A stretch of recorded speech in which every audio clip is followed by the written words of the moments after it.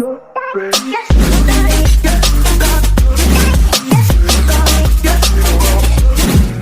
day, everyone.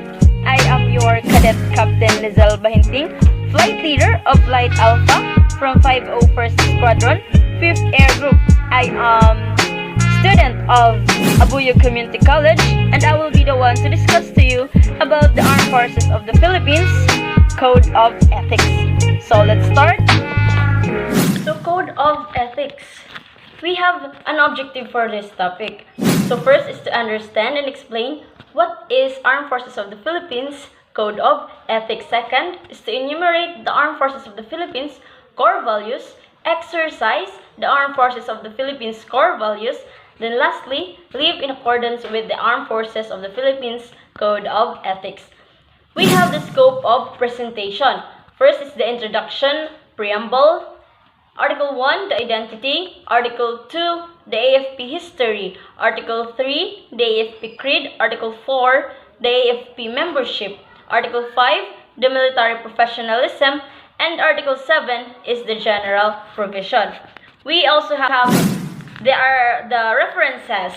First is the POI, then the Armed Forces of the Philippines Code of Ethics Handbook, and also in Google. So we also have this in the internet. So, definition of terms. So we will define the terms that we will use. So, first term is the code. What is code? Ano nga ba yung code? Well, code is a set of written and unwritten principles and fundamentals that govern the way of life of an individual, group, or organization. So, ito yung mga written and unwritten principle which ito yung basic application of values natin. So, ethics naman.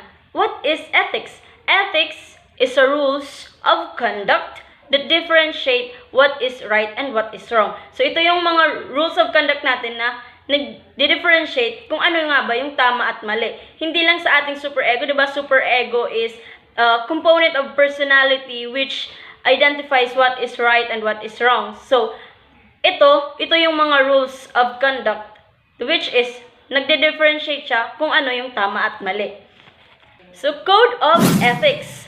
Code of Ethics, it is a systematic and collection digest of our moral, ethical, and legal principles that govern the conduct of professionals. So, it is a guide of principles which designed to help professionals to conduct business honestly and with integrity, no?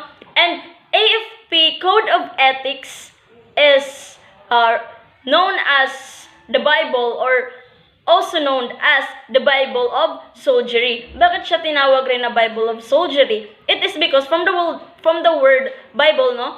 Bible teach us the good manners and right conduct, mga parable na nagtuturo sa atin ng mga magagandang asal, mga mabubuting gawain, di ba? And soldiery. Bakit soldiery? It is because the soldiers na magtatanggol sa bayan at sa mga tao is may kalakip na katapangan yung gagawin natin. So that's why the AFP Code of Ethics also teaches the soldiers to be brave na rin. To enable for the soldiers to protect the people, the country, and its sovereignty. Ganon. So, next is we have the preamble. Preamble, it is classified into 5. So, meron siyang identity, the mission, the vision, the aspiration, and also the commitment. So, this is the preamble. For the identity, we, the Armed Forces of the Philippines, imploring the enlightenment from Almighty God. So, yun. So, aspiration. Aspiration in order to achieve and maintain a professional organization. Vision, worthy of public trust and respect. And mission is to faithful to its constitutional mandate as a protector of the people, the sovereignty of the state, the democratic institution, and the integrity of the national territory. So, its mission, no? Mission is for the people. It's the people, the country that we are serving for. It is not the people who will serve us. We should serve them, enable for us to be respected, and also we will gain trust from them, no? And the mission is to faithful to its constitutional mandate as a protector of the people, di ba? Sinabi. And the autonomy and also the authority of the state to govern itself. Kasi nga, di ba, sovereignty? The meaning of the sovereignty is to a state to govern itself. So, self-governing, so siya. And to protect the integrity of the people. So, di ba? Because the AFP mission, di ba, sabi doon, the AFP is responsible for upholding the sovereignty and also is supporting the Constitution and defending the territory of the Republic of the Philippines against the enemy and foreign domestic. So, ayun, yung mission natin. So, we have the responsibility to protect the people, the country, and the sovereignty of the states and also its territory. So, yun. And last is the commitment. Commitment, it is a freely and collectively commit ourselves as our way of life to abide by and adhere to the provisions of this Code of Ethics which we hereby do ordain or promulgate. So yun, we commit ourselves na kahit, di ba, nasa military professionalism yun eh, that even we dress or yun, yung mga gusto natin, hindi natin nagagawa. It is because we commit ourselves to this profession. So, and also to abide and adhere the provisions. So, sumusunod dapat tayo and we act quickly sa calling natin na to. Okay? So, next is the Article 1. Article 1, the identity. Article 1, Section 1, the constitutional mandate. The constitutional mandate says that the Philippine Constitution as the legitimate expression of the people's will. So the constitutional mandate as the protector of people, the sovereignty of the states, the democratic institution, and the integrity of the national territory. Yon. Article 1, identity. Section 2, the organization and the chain of command. So, an integral part of the executive branch of the government. Bakit tayo an integral part of executive branch? Because we have the three branch of government, the legislative, executive, and judiciary. Diba? Legislative, the make laws.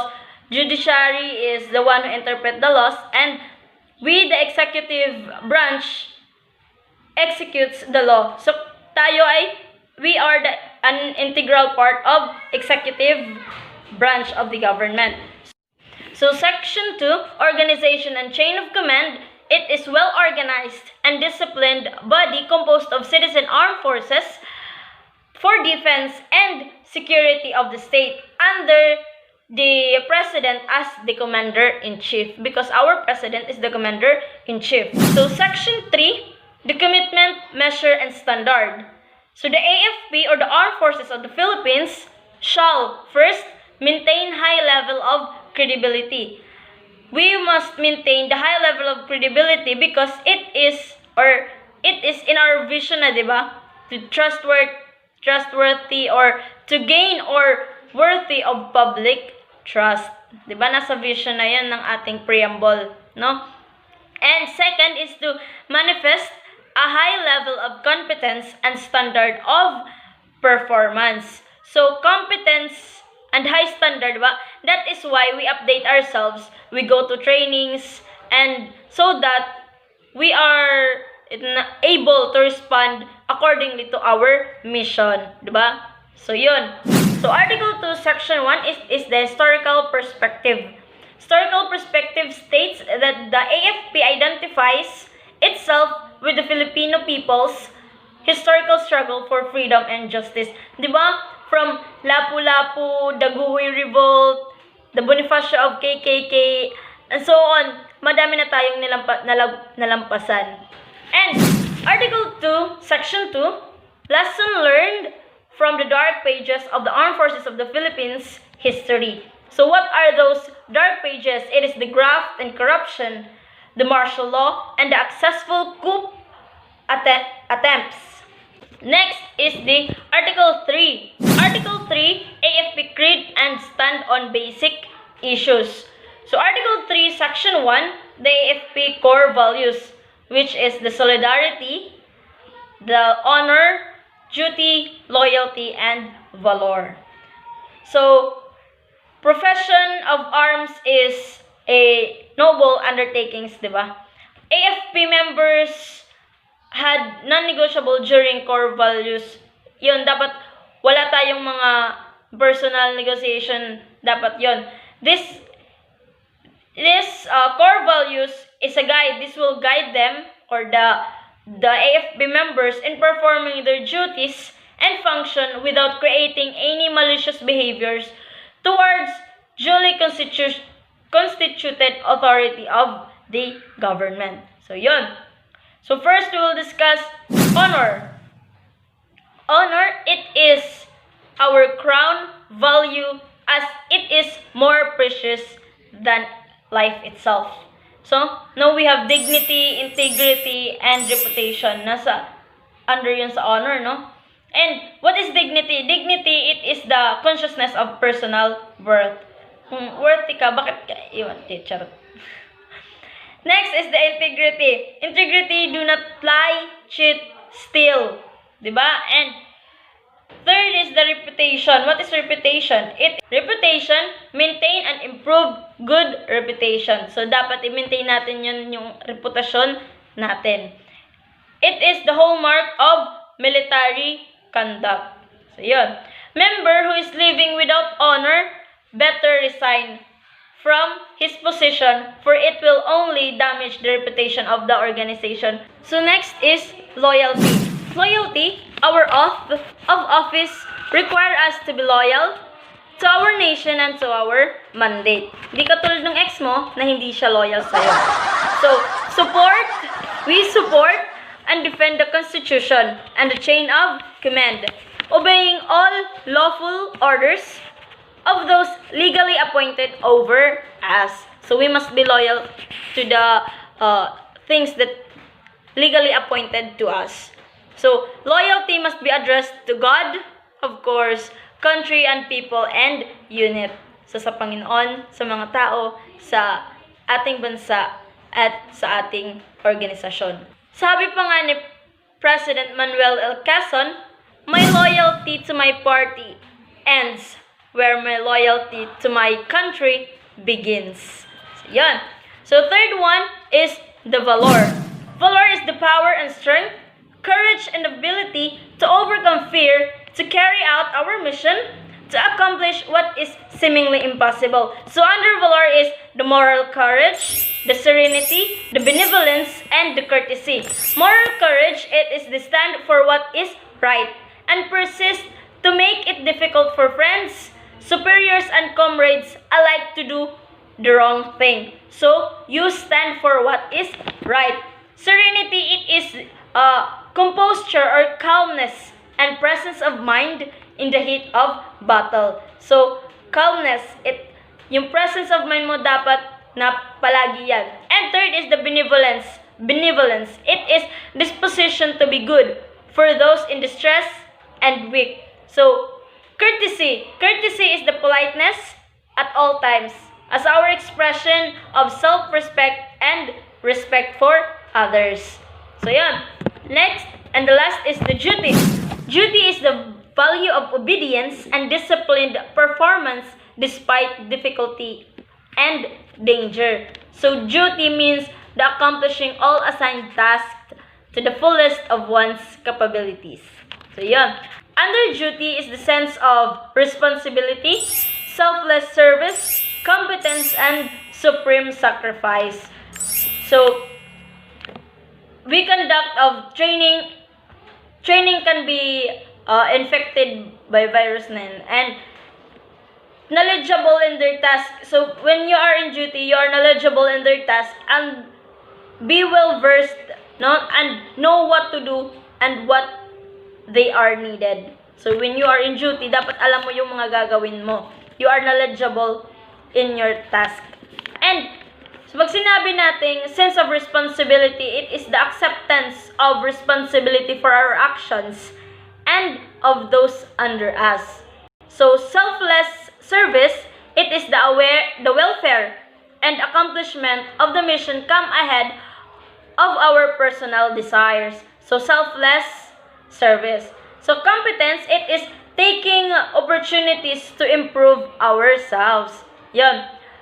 Like somewhat to do something successfully, di ba? To improve ourselves.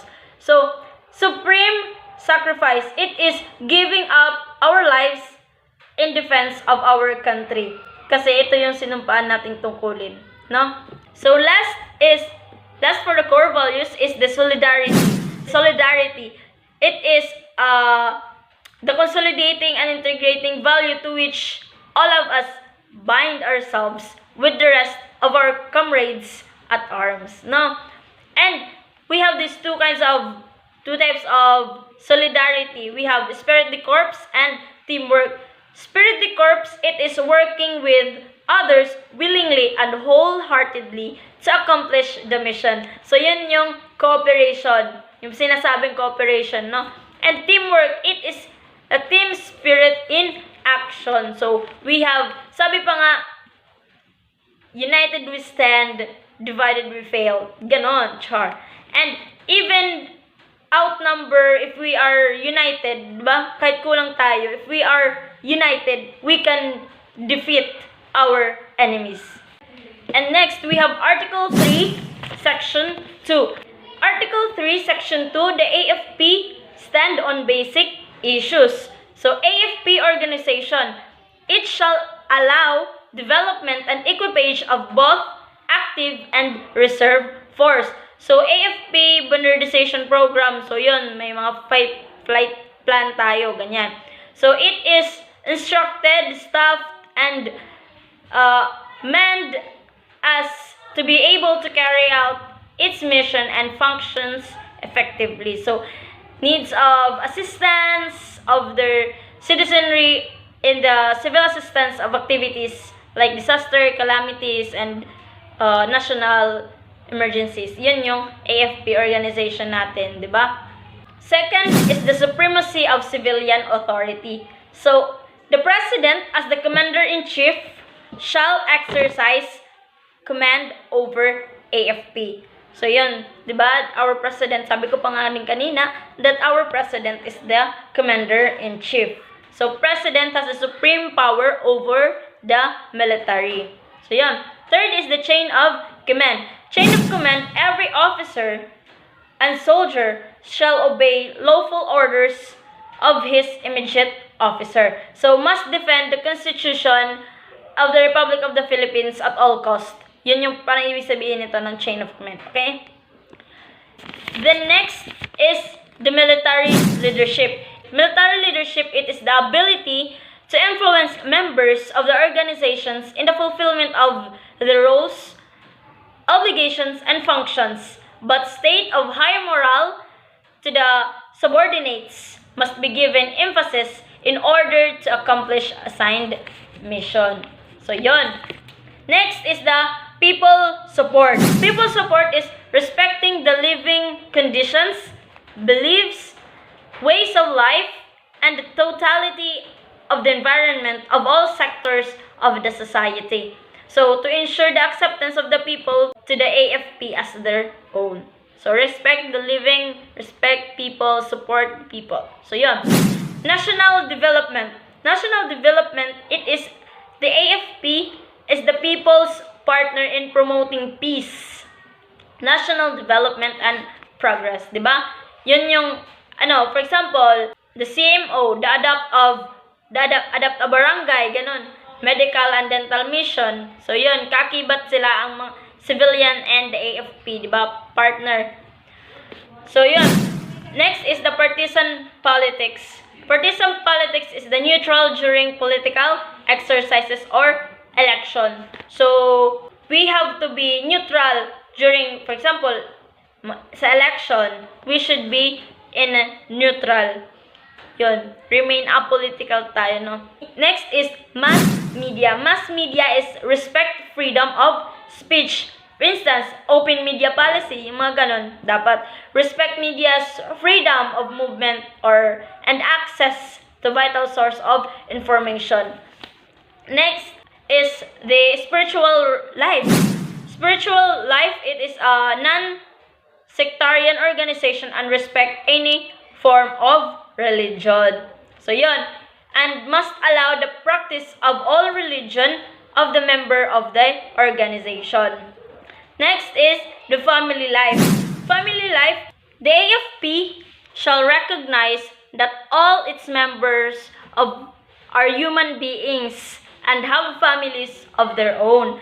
They shall support programs that will strengthen family ties and community relationships, because we are not robots. We are humans, di ba? Di ba, families is the smallest unit in the society, where so we must serve the families, no? And we are hypocrite to say if we serve our country but we cannot serve the needs of the smallest unit, no? Which is under us, which is the family, which is our family. So yun. Next is the democracy. Democracy is the Republic of the Philippines is a government of the people, by the people, and for the people. So respect the democracy, we respect the rights of the individual. So yun. Next is national interest. We bear in mind that national interest serves as a common good of people. Yun. Next is peace, a priceless gift to mankind. It promotes peace. We must promote peace, no? Promote peace, not the troublemaker. We must not. So yun, yung mga basic issues, di ba? Peace. And ensure its restoration and enhancement of peace.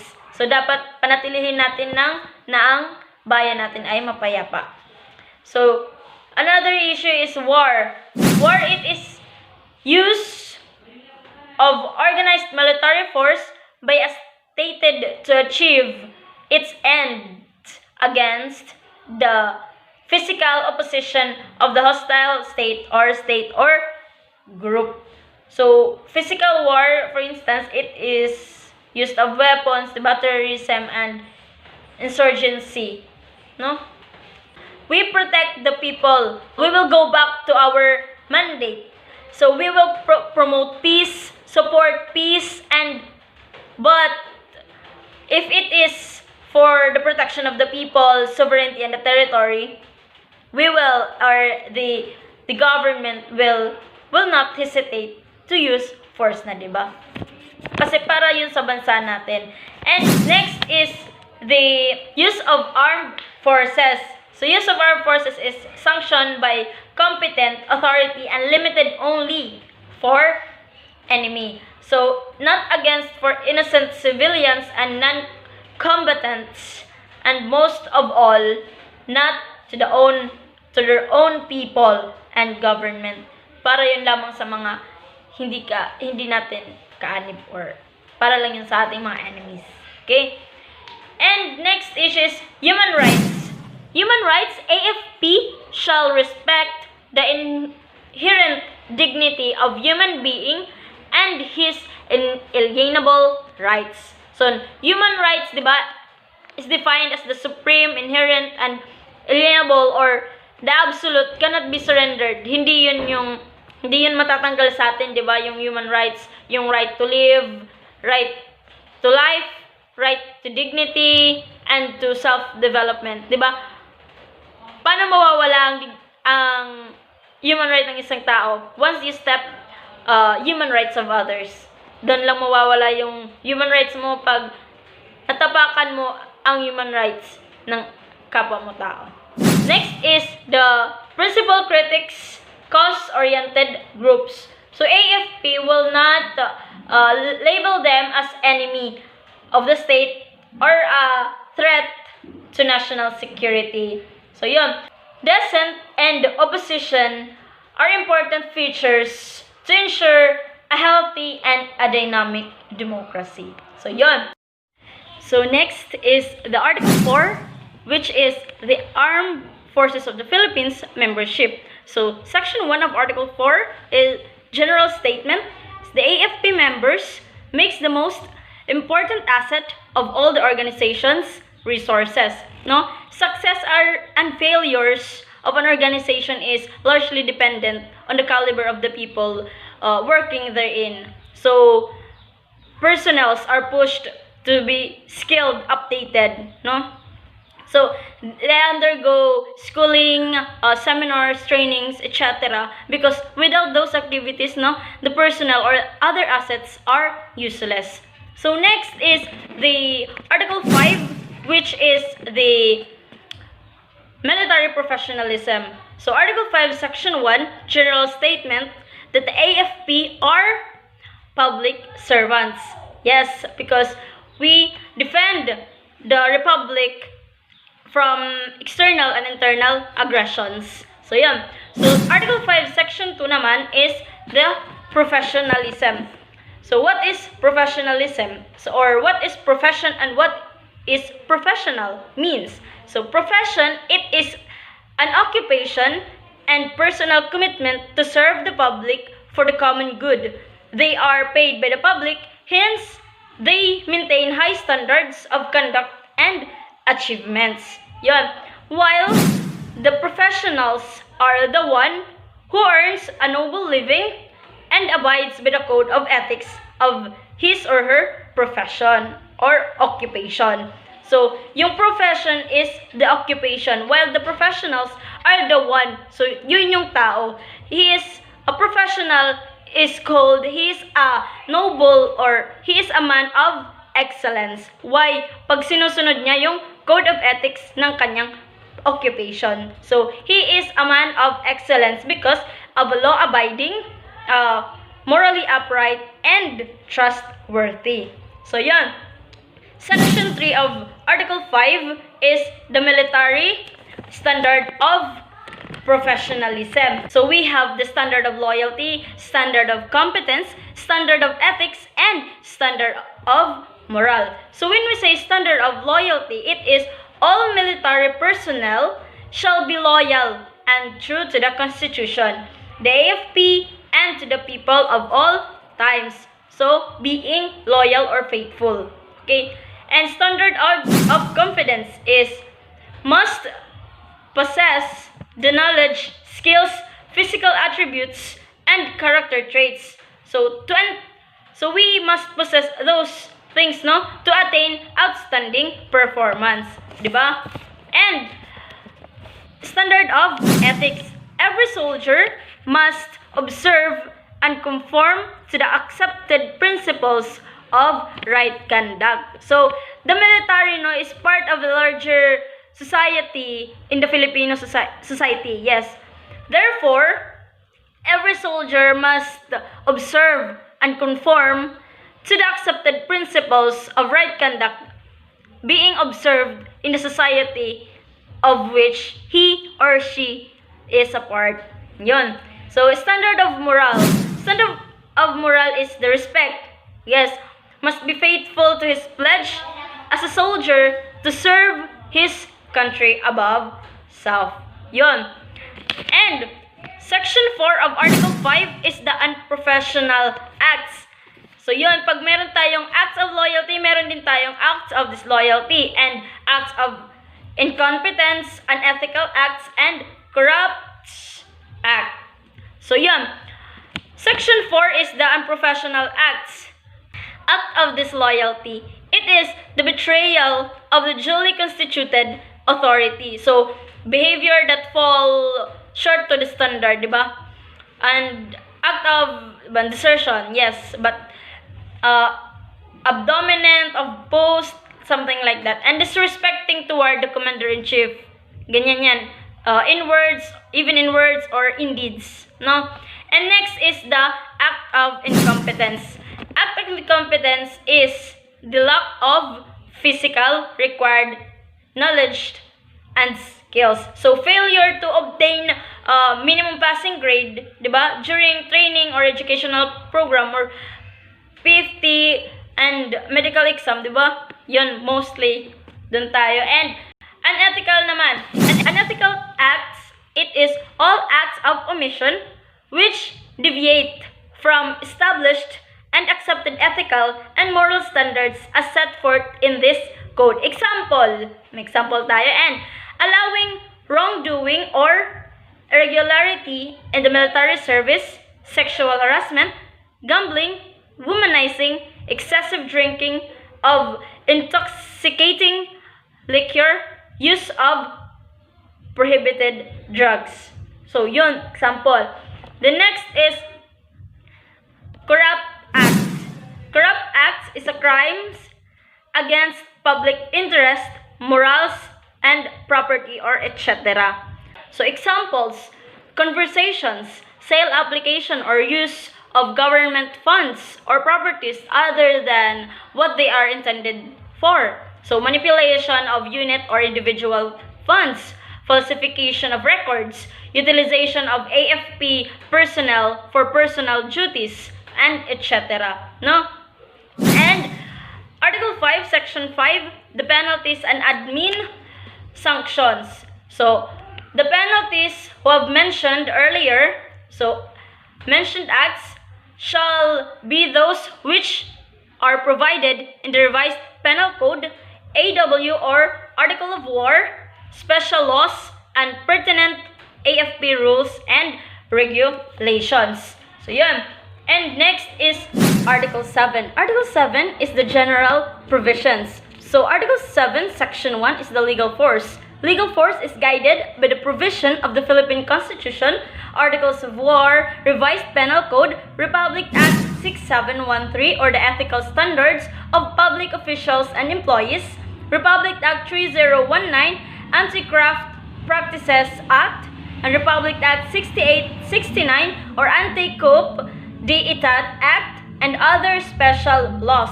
So, Section 2 of Article 7 is the moral force. The AFP shall morally bound by the divine laws, oath, and customs, and traditions. So, Section 3 of Article 7 is the compliance. Compliance is OESPA, created, headed by Vice Commander of Major Services to spearhead the effective promotion of the program. So, Section 4 by the Article 7 is the dissemination. Dissemination is be taken up during TI and E. Yun, every member of the AFP shall sign a certificate that he or she has read and understood of the provision of the Code of 11th day, every 11th day of October. So, which is the AFP Code Day. The certificate will form part of his or her MPF. So, yun. So, next is the military professionalism. Military professionalism by Charles de Gaulle. Men who adopt the profession of arms submit their own free will to the law of perpetual constraint. So, who is that man? Men who adopt the profession of arms is the military, who submit themselves with their own free will to the law of perpetual constraint. So, on their own accord, they reject their rights to live where they choose, to say what they think, and to dress as they like. Diba? As a civilian, you have the right to choose kung saan ka titira, kung anong susuotin mo. You have the freedom to choose. But once you are military, you will reject your rights to live. Where do you want to live? Wala na yun. Kung saan ka nakadestino, dun ka. To say what you think, kahit na may gusto kang sabihin, as long as hindi ka pa, you don't have the right position to speak, mostly talaga. Or I mean, gusto mong magreklamo about, ayoko dito. For example, ayaw mong idestino ka sa ganitong lugar, but you don't have the right to say no because it is your duty, it is your responsibility. You commit yourself to that, diba? To this profession. So, dapat alam mo na yung mga consequences. No, so to dress as they like. So, naka-uniforme na tayo, and dapat, kahit hindi tayo naka-uniforme, dapat nakita, or the military, or the soldiers, must seen by people, no? Dapat makita sila ng mga tao na formal. And from the moment they become soldiers, so pag soldiers na sila, it needs but an order to settle them from this place, to move them to that separate from their families and to dislocate their normal lives. Kasi pag once soldier ka na wala na yung normal mo na life yung ikaw magde-decision ka na lang kung ikaw yung magde-decision sa schedule mo, wala na yon. Lahat ng yon is mawawala na sa'yo. And in the word of command, they must rise, march, run, endure bad weather, go without sleep or food, be isolated in some distant post, and work until they drop. So, lalaban hanggang sa wala nang mailaban, no? They have ceased to become the masters of their own fate.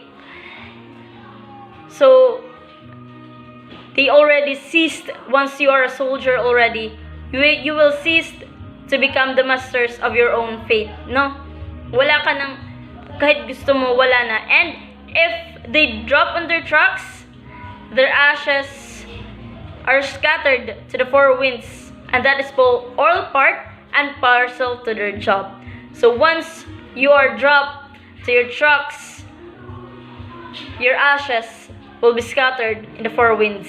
At parte na yon ng yung trabaho. Wala kang magagawa kasi yun yung sinumpang tungkulin mo bilang military, bilang soldier, bilang tagapagtanggol ng ating bansa, ng tao at ng ating teritoryo. So yan, ang ating military professionalism. Next is the Code of Conduct of the Filipino Soldier by Brigadier General Benjamin Vallejo, AFP. So first is, I am a Filipino soldier. I will support and defend the Constitution of the Republic of the Philippines. So, because, diba, it is our mission to defend the Constitution of the Republic of the Philippines. Second is, I am a Filipino soldier. I will fight all forces that would destroy the freedom and independence of the Filipino people. To protect, to defend. So first is to defend the Constitution, no? The second is to fight for freedom and independence of the Filipino people, for the people. Third is, I am a Filipino soldier. I will obey laws, legal orders of my lawful superior at all times. So you will obey laws. Hindi, bawal ang ma-pride, no? And fourth is, I am a Filipino soldier. I will uphold the supremacy of civilian authority over the military in war or in peace. So, di ba sabi kanina, soldiers or AFP are the servants, no? Dapat hindi tayo yung, or the AFP, hindi dapat sila yung maghari or ganon, di ba? Dapat civilian authority over military pa rin. So, fifth is, I am a Filipino soldier. I will live and die in true Filipino tradition of valor and honor, duty, and loyalty. So, as a Filipino soldier, mabubuhay at mamamatay tayo bilang isang totoong Pilipino. To all this, I pledge my life, my treasure, and my priceless honor. Yon ang ating military conduct. So, that's all. So, for the summary, so, sum up everything. So, for introduction, AFP Code of Ethics as a Bible of Soldiery. Then, preamble, the identity, aspiration, the vision, the mission, and commitment. Article 1, the identity, so the mandate, chain of command, the commitment. Then Article 2, the AFP history, the historical perspective, lesson learned from the dark pages of Armed Forces of the Philippines history. And Article 3, the AFP creed, we have the core values, ano nga yun? honor, loyalty, valor, duty, and the solidarity. And we have also stand on basic issues: the supremacy of civilians, chain of commands, military leadership, people support, national development, partisan politics, mass media, spiritual life, family life, democracy, national interest, peace, war, use of armed forces, human rights, principle critics-oriented groups. So, Article 4, the military, or Article 4, the AFP membership. Article 5, military professionalism, the standard of loyalty, competence, ethics, the moral, and unprofessional acts. Under unprofessional acts, diba, the disloyalty, the acts of disloyalty, incompetence, unethical acts, corrupt acts, yun. And Article 7 is the general provision. And that's all. So, I will end this presentation with the Bible verse from Galatians chapter 6, verse 9. Let us not become weary in doing good, for at the proper time we will reap a harvest if we do not give up. Thank you for listening.